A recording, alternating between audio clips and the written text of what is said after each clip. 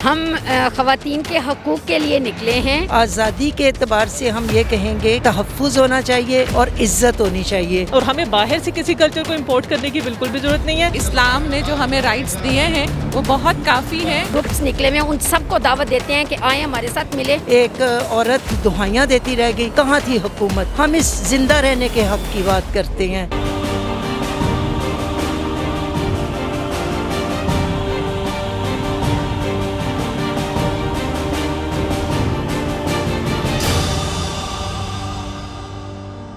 آٹھ مارچ پوری دنیا میں عورتوں کے حقوق کے حوالے سے منایا جاتا ہے، لیکن پاکستان میں جیسے ہی 8 مارچ کا سورج طلوع ہوتا ہے، عورتوں کے حقوق کے لیے نکلنے والی خواتین کچھ اس طرح سے سامنے آتی ہیں کہ عورتوں کے حقوق تو دور، عورت خود ایک متنازع لفظ بن کے سامنے آ جاتی ہے۔ میں اس وقت اسلام آباد میں موجود ہوں اور خواتین میرے ساتھ جماعت اسلامی کی یہاں پہ موجود ہیں، ان سے پوچھتے ہیں کہ محترمہ بتائیے گا کہ ایک طرف آزادی مانگی جا رہی ہے، ایک طرف حقوق مانگے جا رہے ہیں، فرق کیا ہے اس میں؟ جی السلام علیکم۔ آپ کا سوال تھوڑا سا اس کو درست کر لیں۔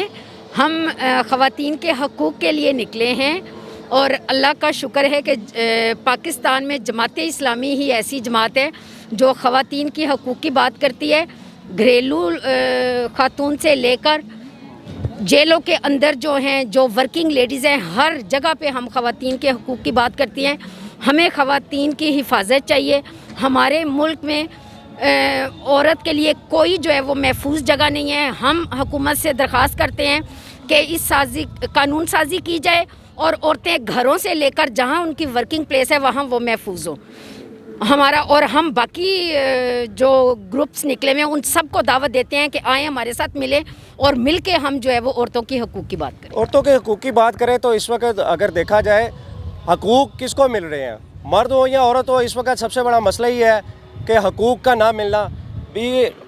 اگر مسائل ایک جیسے ہیں آپ لوگوں کے، ایک طرف دوسرا مارچ ہو رہا ہے آزادی کے نام پر، ایک طرف یہاں پر حقوق کی بات کی جا رہی ہے، اگر دونوں کے ایک طرح کے مسائل ہیں تو اکٹھے کیوں نہیں ہو جاتے؟ اس پر کیا مسئلہ ہے کہ آپ ان لوگوں سے الگ ہوتے ہیں؟ ہمیں تو جی کوئی اعتراض نہیں ہے، ہمارا پلیٹ فارم اوپن ہے، جو بھی آئے سو آئے، لیکن ایک بات جو تھوڑی سی ابہام پیدا کرتی ہے وہ یہ ہے کہ ہم آزادی اور حقوق دو مختلف چیزیں ہیں، اور ہمارا جو وزن ہے وہ حقوق والے پلڑے میں ہے۔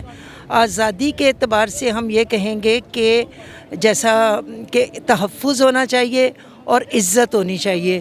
عورت کو صرف ایک پبلسٹی کی بنا کے نہیں پروڈکٹ رکھنا چاہیے، بلکہ اس کی گھر میں عزت، ورک پلیس پہ عزت، تحفظ۔ ابھی وہ بارکھاں کا آپ نے دیکھا، ایک عورت دہائیاں دیتی رہ گئی، کہاں تھی حکومت؟ ہم اس زندہ رہنے کے حق کی بات کرتے ہیں۔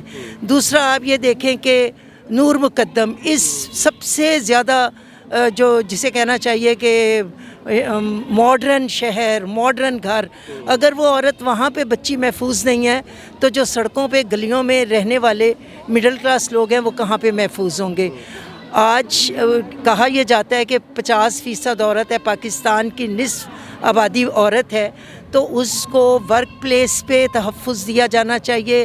اس کو یہ تو پھر آگے کی باتیں ہیں کہ کیریئر وغیرہ میں اس کو کیسے لے کے چلیں، لیکن اگر مردوں کی بھی یہاں پہ تو وہ تو ساری سفر کر رہے ہیں کہ مہنگائی ہے، لوڈ شیڈنگ ہے، گیس نہیں ہے، تو وہ تو ساری مرد عورت سب سفر کر رہے ہیں۔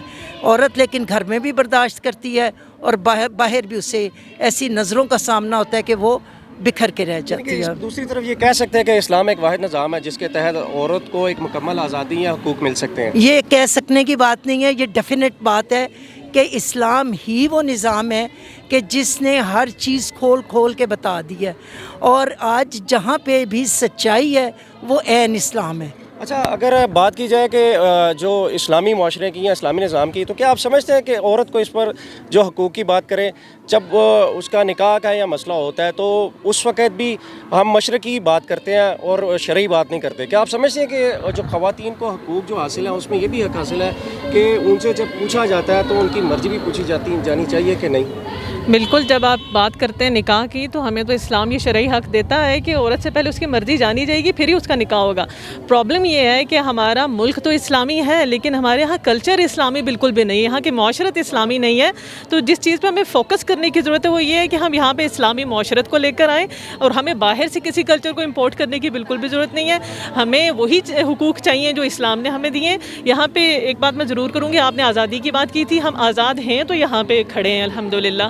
اور ہم صرف یہاں پہ اس لیے آئے ہیں کہ پاکستانی عورت باشعور ہے, اویئر ہے, اپنے حقوق کے بارے میں بھی جانتی ہے اور حقوق لینا بھی جانتی ہے.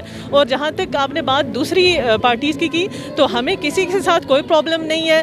وہ اور ہم الحمدللہ کامن گراؤنڈس پر ہیں. ہمارے آئیڈیالوجیز میں ضرور فرق ہو سکتا ہے, ہمارے وے آف پروجیکشن میں ضرور فرق ہو سکتا ہے, لیکن جو بنیادی چیزیں ہیں ان میں ہم ایک ہیں اور ہم ان کو بھی دعوت دیتے ہیں. جس طرح کی آزادی وہ چاہتے ہیں, جس طرح کی چھوٹ وہ چاہتے ہیں, کیا آپ اس کے حامی ہیں؟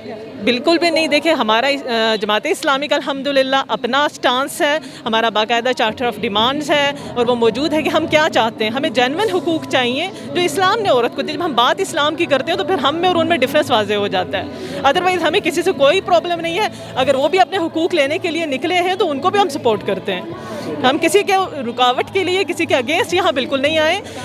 جماعت اسلامی تو الحمدللہ کئی دہائیوں سے کام کر رہی ہے. ان کی بات کریں تو اس وقت معاشرے میں جو برائی, جو اس وقت جو عورتوں کے ساتھ سلوک جو رویہ اختیار کیا جا رہا ہے, آپ کیا نہیں سمجھتے کہ اس قسم کے جو لوگ ہیں جو پروٹیسٹ کرتے ہیں, واحد قسم کے ان کے سلوگنز ہیں, اس کی وجہ سے بھی جو ہے بہت زیادہ برائی بڑھتی جا رہی ہے؟ دیکھیں ہم تو اپنے سٹانس کو جانتے ہیں, ہم اسی کو سپورٹ کرنے کے لیے یہاں پہ آئے ہیں اور ہم سب کو دعوت دیتے ہیں کہ یہ طریقہ بیسٹ ہے, ہمارے ساتھ آئیں اور اپنی آواز بلند کریں اپنے جنون حقوق کے لیے. اس دیکھنے میں آتی ہے کہ عورت مارچ والے وہ یہ کہتے ہیں کہ اگر کوئی مرد کسی خاتون کے ساتھ زیادتی کرتا ہے تو اس کے لیے کیپٹل پنشمنٹ نہیں ہونی چاہیے, لیکن دوسری طرف اسلام اس کے بالکل خلاف ہے, بڑی سخت سزا ہے. اسی کو ڈیمانڈ کرتے ہیں. ہم نے جب زینب کا کیس ہوا تھا تب بھی ہمارے جو ممبرز پارلیمنٹ کے اندر تھے, قومی اسمبلی میں تھے, سب نے یہی کہا تھا اور یہی ڈیمانڈ کی تھی کہ اس کو پبلکلی ہینگ کیا جائے. اسلام یہی کہتا ہے. اور آپ دیکھیں اگر وہ سزا مل گئی ہوتی تو اس کے بعد جو اتنی بچیوں کا ریپ ہوا اور اتنی بچیوں کے ساتھ زیادتی وہ کبھی نہ ہوتا. تو ہمارا تو اپنے پہلے ہی کہا ہمارا اپنا سٹانس ہے, ہم اس کو اپنے طریقے سے پیش کرتے ہیں اور الحمدللہ ہم اپنی جو ہماری شریعہ باؤنڈریز ہیں, جو ہماری کلچرل باؤنڈریز ہیں, ان کا ہم خیال رکھتے ہوئے پیش کرتے ہیں. کہ جو ہماری جو بہنیں دوسری طرف اس وقت احتجاج کر رہی ہیں ان کے لیے کوئی خاص میسج دینا آئی ووڈ اگین سے کہ we have nothing to do with them. ان کا اپنا طریقہ کار ہے اور طریقہ کار سے کوئی بھی اختلاف. آج تو دیکھیں نا, ایک حقوق تو ہے, آپ دونوں کے ایک جیسے ہیں, ان کے لیے کوئی خاص میسج دینا چاہیں یا ان کو دعوت دینا چاہیں؟ ہم ان کو صرف دعوت ہی دیں گے. بسم اللہ الرحمن الرحیم. بہت شکریہ, آپ نے ہمیں موقع فراہم کیا اور میں ہر اس مظلوم عورت کے ساتھ ہوں جس کے اوپر آج کسی بھی حوالے سے ظلم ہو رہا ہے, چاہے وہ مغرب کی ہو چاہے وہ مشرق کی عورت ہو. اور میں بس ایک ہی میسج دینا چاہوں گی کہ اسلام نے جو ہمیں رائٹس دیے ہیں وہ بہت کافی ہیں.